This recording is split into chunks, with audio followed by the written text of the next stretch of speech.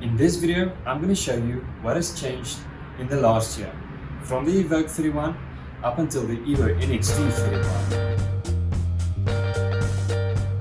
One of the biggest changes you'll notice is the geometry of these two birds. I will take a few measurements so that you can see where the biggest differences are on these two birds. So the first measurement that I will take is from this top limbal bush to the bottom one, starting on the Evo NXT, coming in at a 54.5 centimeters on the dot. I take it the same way on the Evoke 31, I only get 50.5 centimeters. So the riser on the Evo NXT is indeed a bit longer. The next measurement that I will take is on the limbs to see how much of a difference there are between the lengths on that. So this won't be exact, but this will give us a good idea.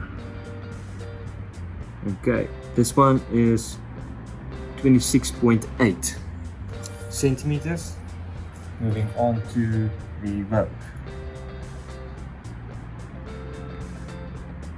And this one is also 26.8. So it appears to be the same, but if I just glance at it at first sight, the ones on the Evo NXT 31 does look a bit shorter.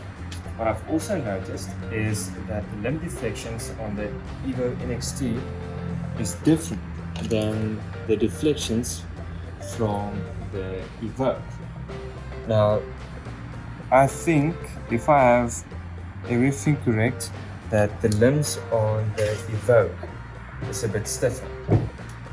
The next measurement that I will take is on the grips, but first I want to take this rubber grip off.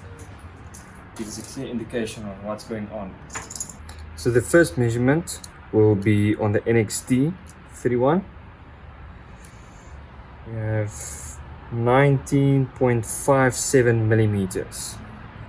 Moving on to the Evoke 31, I have 19.2.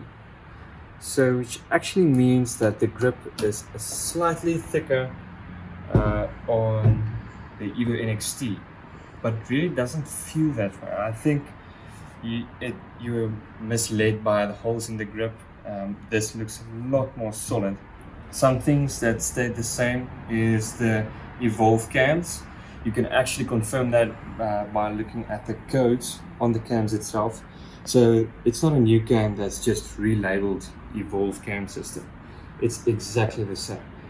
Other things that's the same is also the limb pockets. So your limb width will also be the same.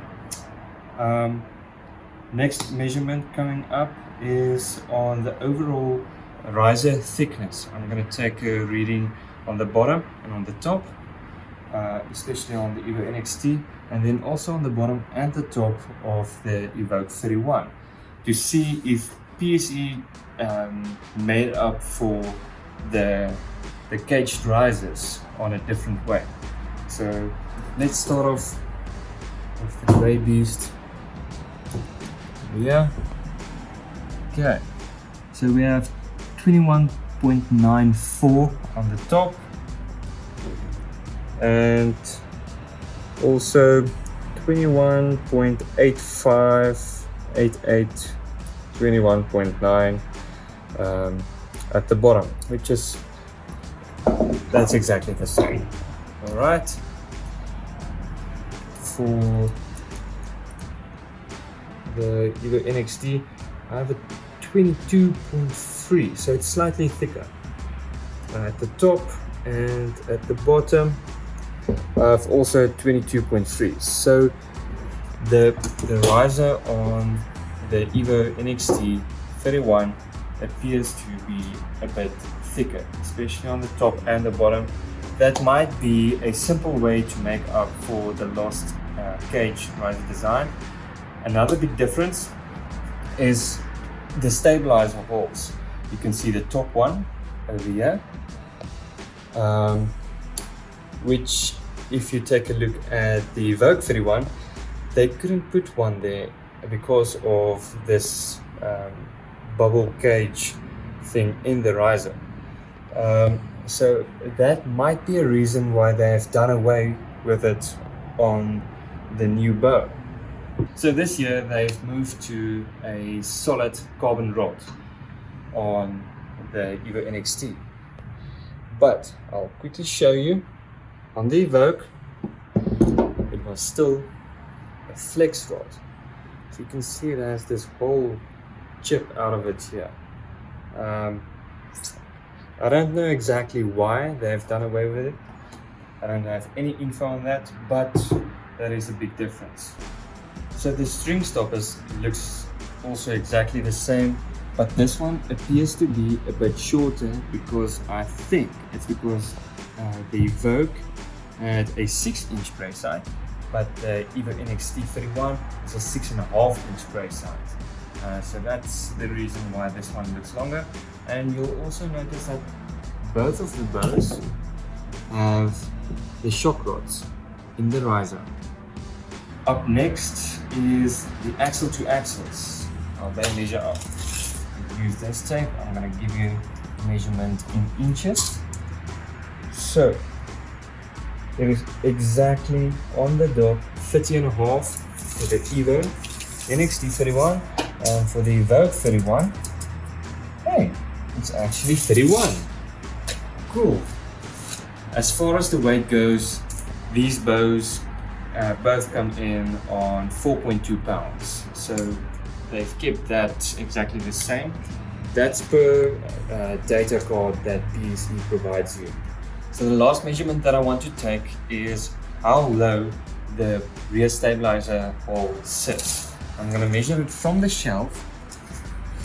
And then on the Evo NXT 31, we have a 24.5 centimeter.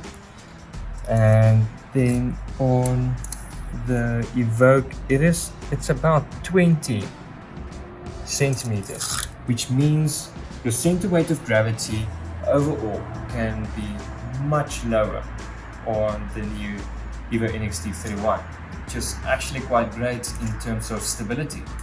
I also think it plays a huge factor in your accuracy as well, and also consistency. So the Evo NXT might be a bit more forgiving in tomorrow's test. I think we have covered just about everything on these two bows. One thing that I just realized is I overlooked some small detail on the two cams. Now, the Evo NXT can go from 26 to 30.5 inches, where this bow goes to only 30 inches. I think that is important, especially for the longer guys who's on the edge of the cam. So the Evo NXT will carry you further in that regard. For now, I'm gonna do the speed test through the Crony. I have exactly the same draw lengths, exactly the same poundage as well. I'll shoot with the same arrows. Everything is literally the same setup, except for the let off on the Evoke. The Evoke's let off is on 85%, where my bow is on 80%.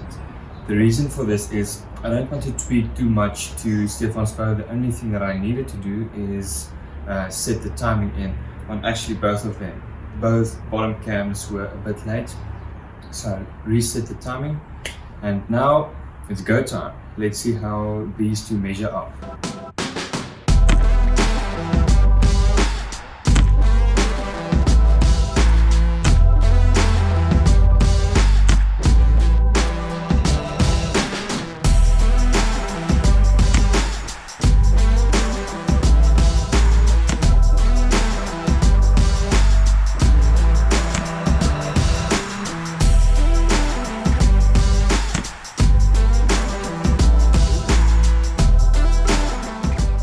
For now, we're going to do the test specifically for accuracy purposes on about 30 yards. I'm going to use Stefan's setup just as it is, so I'm only going to measure it by grouping size and see if we can see a difference in the grouping diameter, if I can call it that. I'm going to shoot 6 arrows. You'll be able to see it there in front nicely at the target, and I'm going to do about 3 rounds with each bow and see how that measures up.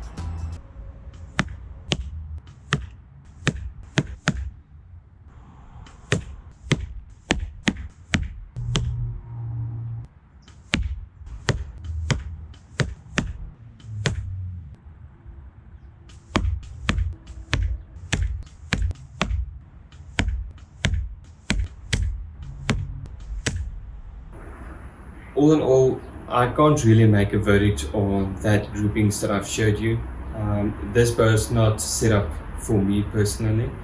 I know for a fact that I can match the accuracy with the older bow than with the newer one.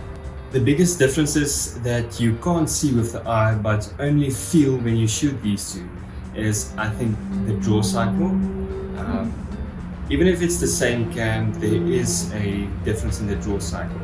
The Evo NXT 31 is a bit smoother, but it's not that much that it will draw me to this bow if I can get this one for cheaper.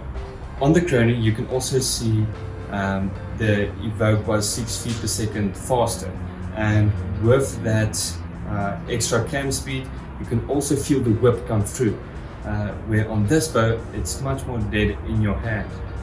So it is true, this bow is more quiet than its predecessor. Newer bow is definitely a bit more advanced. It is, in fact, a new bow. I feel like they've made some proper improvements on this bow, and I love it. If I have the money, I will buy the new bow. If I am on a tight budget and I can get a new one for a few $100s less, then I'll definitely consider the Evoke 31 as well. It's two amazing machines, and I can't wait to see what they do next, but that's still too early for that. Thank you for watching this video. If you liked it, please hit that like button and subscribe, hit the bell so that you can catch my next video. I'm going to show you how do you set up your Evoke or your Evo NXT, for that matter, to bullet hole, and yeah, what I've basically done to get it to suit my preferences and all my needs. See you in the next one, guys.